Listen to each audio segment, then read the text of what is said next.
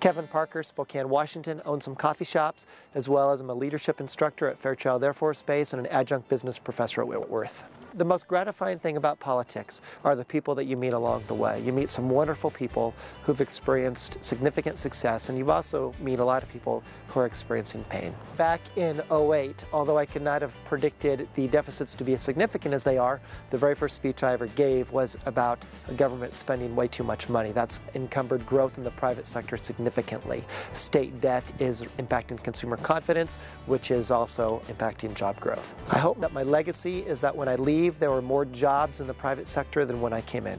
My wife and I own some coffee shops, and we started those coffee shops back in 2005. We now have more than 30 employees that work for us in Spokane. Small business owners are an important part of the legislature just because when we talk about issues of L&I, workers' comp, unemployment insurance, firsthand knowledge on not only the theory of those policies but how they play out in the actual marketplace. We are the most trade-dependent state in the country based on per capita. 20% of our dollars come from Europe, about 10% come from Japan, and about 10 to 12% are India and China combined. We thrive predicated on three industries: manufacturing, construction, and IT.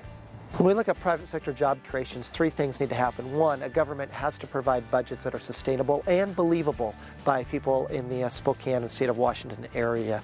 Two, that since the 1980s there have been more than 20,000 regulations that have come on, and I don't think when you started anyone's goal was to set out to add $20,000 or 20,000 regulations to the private sector, but that is significantly encumbering job growth. Three, when we look at the issues of both unemployment and workers' comp, employers across the state will all say that that is the silent job killer.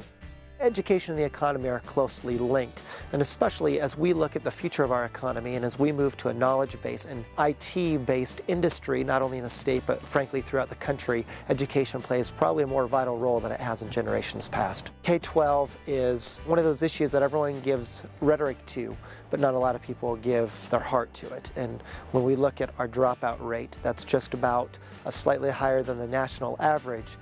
It's pretty important that the legislators in the state of Washington adhere to the Constitution that the paramount duty is K-12 education. And how does that affect both the achievement gap and the dropout rate, and what's the direct correlation to the private sector?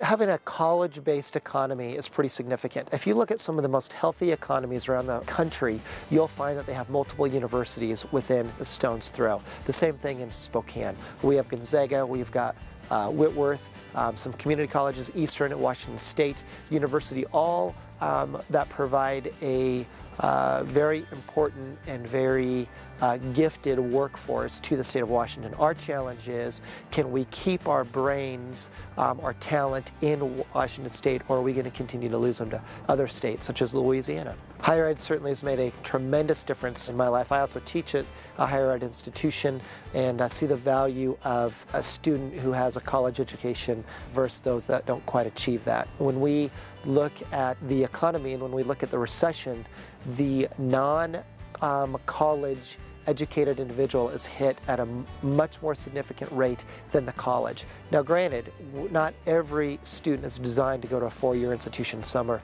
vocations, trades, and etc. But for those that want to pursue the four-year education, it's important that we make it both affordable and accessible to those students. Let's get Washington working again.